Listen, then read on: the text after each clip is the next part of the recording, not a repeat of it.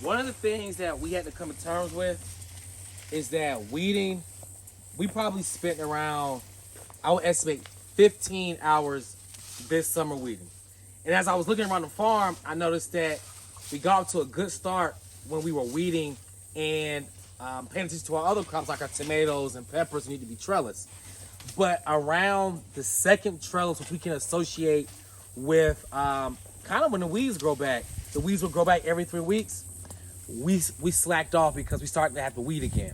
So what ended up happening was our tomatoes started to fall over, and then it was a hassle trying to trellis them back up. Our peppers, like I mentioned, got off to a good start, but then we have to, now they're falling over. So especially our shishito's. And what I started to see was that the time that we put in to weeding, we should have been able to put that into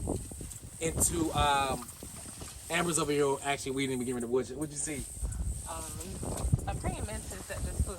Oh, that's cool. That's cool. So what we wanted to do now is to weed initially, and then to wood chip.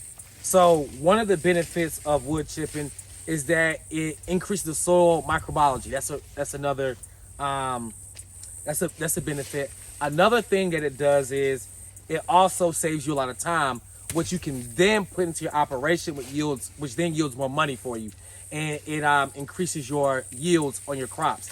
Once the weeds start growing up, they create this humid environment that the crops don't like.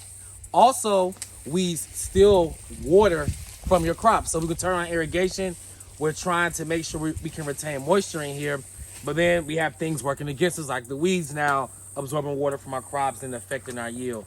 So you're going to see us weeding in a vlog. You can check that out, like how we do it. You can learn a lot of the nuances, but for the production purposes, we want to make sure that aesthetically the farm was good, but also that we're not putting our energy into wasted activity, because once we do that, we lose the farm. So now how we're weeding in the summer, which typically isn't the time you should do it, but now that we're heading into the fall, we want to make sure we get our production set for the fall. So we did lose some on the productivity in this summer, which is okay. But the wood chipping is going to be a way to address that.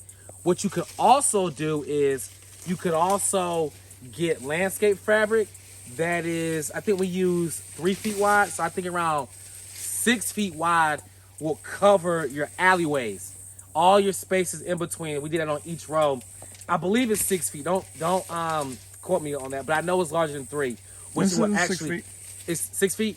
It will actually cover your bed and then the alleyways, and then that would decrease the weed pressure. And I've seen farmers do that. We may move to that as the production continues to grow, but for where we are right now, we do actually have time to wood chip. And just by looking at everything, you can see we're starting to do it in here. Some of our houses, in this tunnel, we can walk over and see this tunnel here. This tunnel is fully wood chipped in the alleyway, and you can see how much better it does look. So we will continue to do this in areas that have really, really high weed pressure. And I think that what we're in this, we're going to put the landscape fabric on. We're using a combination of both. It's 3 feet wide. We're going to be moving to being more efficient here at the farm. So if you have any questions or comments, please leave a question or comment below.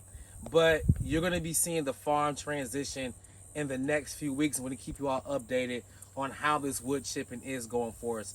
And I'll be talking with you all again soon.